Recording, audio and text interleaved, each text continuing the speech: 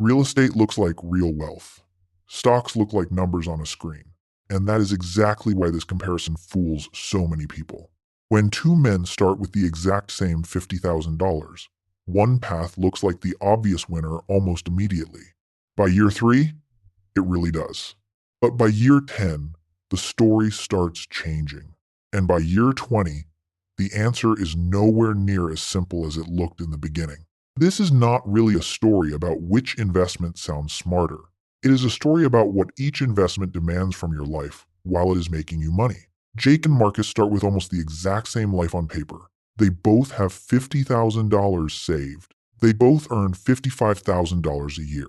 They both live in the same city.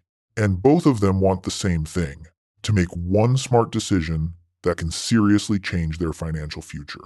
But they do not choose the same path.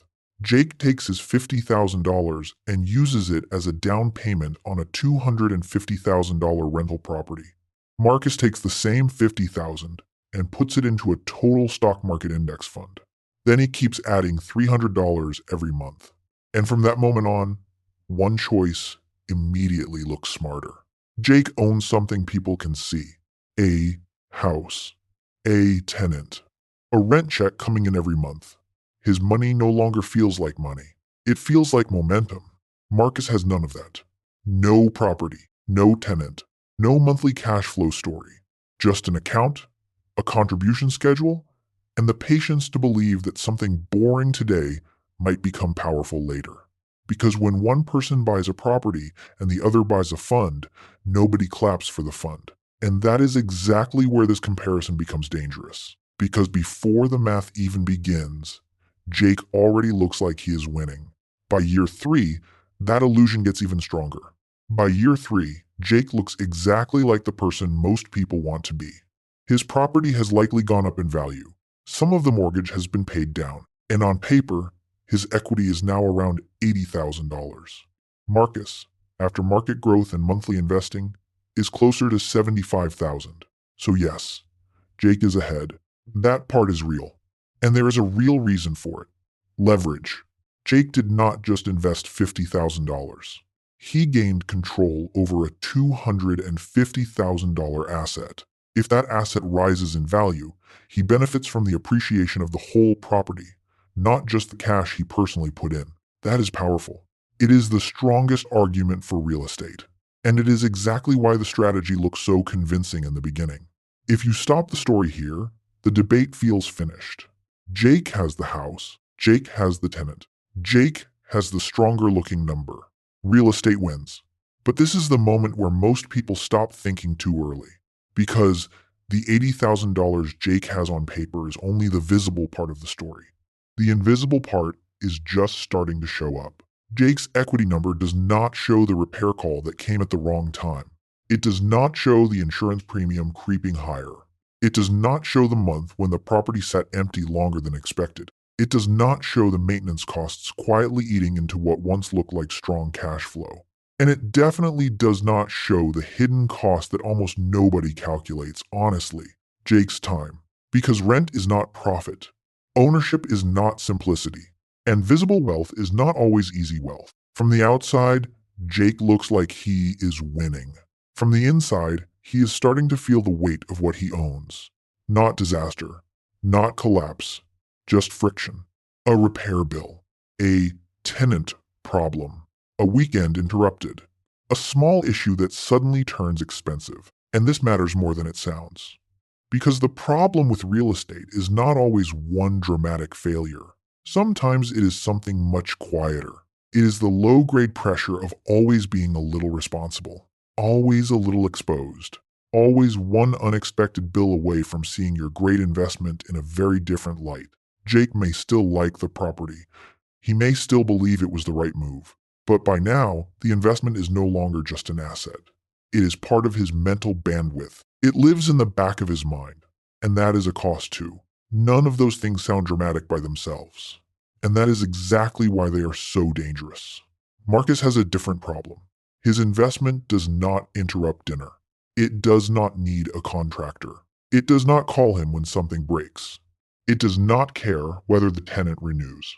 It does not ask him to compare repair estimates or wonder whether now is the time to replace something before it gets even worse. What it gives him instead is doubt. By year 3, Marcus sees Jake with a house, a tenant, and visible progress. He sees himself with an account balance that still does not feel impressive enough. Jake looks powerful. Marcus feels behind. And that is the first trap in this story. The strategy that looks stronger early also looks easier early, but those are not the same thing. In fact, some strategies look easy, precisely because the true cost arrives later, and some strategies look weak, precisely because their strength takes longer to become visible. By year 5, Jake may be sitting around $110,000 in equity. Marcus may be around $100,000. So Jake still looks ahead. And this is the point where most people would say, see, real estate is better. That reaction makes sense.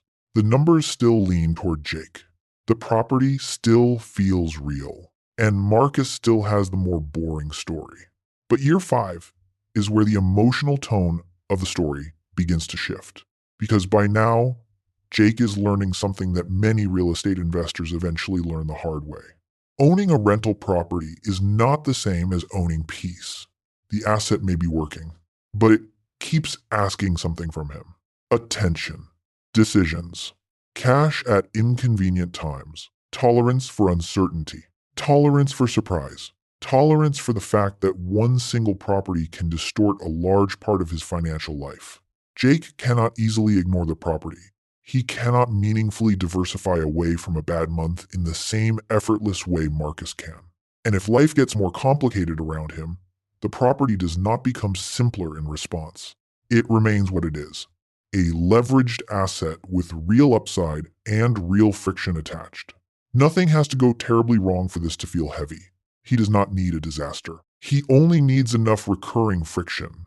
And recurring friction changes the emotional cost of an investment.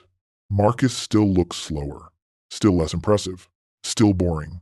But his strategy leaves him alone. No late-night phone calls, no repair bills, no vacancy stress, no single asset capable of distorting his entire financial life.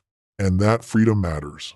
Not because it makes Marcus morally right, not because it means stocks are automatically better, but because a strategy that leaves more room in your life is often easier to keep following for a very long time. Jake starts to feel tired. Marcus starts to feel impatient.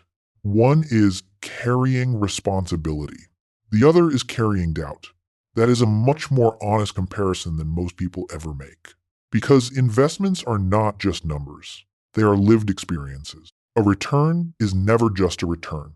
It is a return attached to a lifestyle, a return attached to a schedule, a return attached to a level of stress, a return attached to a version of daily life.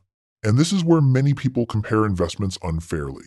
They compare the visible upside, but they do not compare the lived burden. They ask which strategy builds more money. They do not ask which strategy they are actually capable of living with for 10 or 20 years without making emotional mistakes. That question matters, because people do not only fail financial plans when the math is bad, they fail financial plans when the plan becomes psychologically hard to carry. Some people cannot handle boredom. Some cannot handle volatility. Some cannot handle debt. Some cannot handle property stress. And if your strategy constantly pushes against your emotional weak point, that is not a small problem. That is the problem. By year 10, most people expect the answer to be obvious. 10 years of leverage, 10 years of appreciation, 10 years of mortgage paydown helped by rental income. Surely Jake should be far ahead by now. But this is where the story turns. Jake might be around $190,000. Marcus might be around $185,000. That gap is real, but it is much smaller than the early years made it feel. And this is the big turn. After 10 years of debt, concentration risk, limited liquidity, surprise costs, management pressure, and the slow, emotional wear of carrying a rental property, Jake is not living in a completely different financial universe. He is ahead, but not by enough to make the answer obvious anymore. That is the twist. The strategy that looked dramatically stronger in year 3 only looks modestly stronger in year 10. And once that happens, the debate changes completely. Because if one path looks like the clear winner early on, but only ends up modestly ahead after years of extra wait, then the original impression was doing too much of the work. Now the question changes. At this point, the debate is no longer about appearance. It becomes a question of burden. What did each person have to carry to get here? Jake got leverage, stronger looking progress, and the psychological power of visible ownership. But he also got debt, concentration, illiquidity, unexpected costs, management pressure, and years of responsibility tied to one physical asset. Marcus got slower looking progress, less excitement, and less status. But he also got diversification, liquidity, automation, flexibility, and a process that did not keep dragging him back into it. That is the second trap in this comparison. The path that looks more powerful is not always the path that feels lighter to live with. And lighter matters, because lighter is easier to repeat. Lighter is easier to stay disciplined with. Lighter is easier to survive when life gets messy. The more a strategy asks from your attention, your patience, your cash reserves, and your stress tolerance, the less honest it is to evaluate that strategy using only its upside. And that is what people do all the time. They celebrate the return, but they do not price the burden. By year 20, both strategies have had enough time to reveal what they really are. Jake may end up somewhere around $460,000 to $480,000. Marcus may end up somewhere around $430,000 to $460,000. In some versions, Jake finishes a little higher. In others, Marcus comes surprisingly close. But the ending is close enough to make one thing impossible to ignore. The winner was never as obvious as people wanted it to be. And that is the payoff. After 20 years, the surprise is not that both men built wealth. The surprise is how close they ended up after paying such different prices to get there. Jake built wealth through leverage, ownership, and active management. Marcus built wealth through consistency, compounding, and staying out of his own way. Jake had the more visible path. Marcus had the quieter one. Jake carried more friction. Marcus carried more doubt. Jake carried more interruptions. Marcus carried more boredom. Jake had to tolerate the weight of a real-world asset. Marcus had to tolerate the emotional difficulty of watching a slower-looking plan work in silence.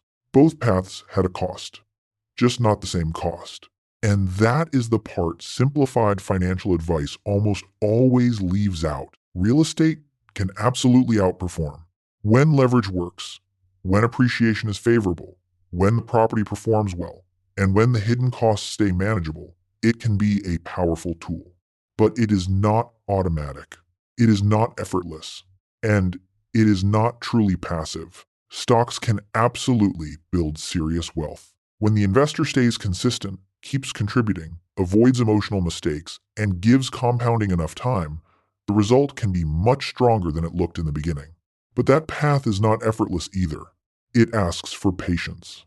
It asks for emotional control. It asks you to keep going when nothing about your progress feels impressive yet. So no, the conclusion is not that real estate always wins. And no, the conclusion is not that stocks always win. The mistake is not choosing one or the other. The mistake is choosing based on a simplified story that counts the upside and ignores the cost. The cost in money, the cost in effort, the cost in stress, the cost in time, the cost in liquidity, the cost in risk, and the cost of having to live inside that strategy for years. Because this is not just an investment comparison, it is a life comparison. The best strategy is not always the one that looks smartest at year 3. It is the one that still makes sense at year 10 and still feels survivable at year 20. That is the real math of building wealth. Not just what you earn, but what you have to carry in order to earn it.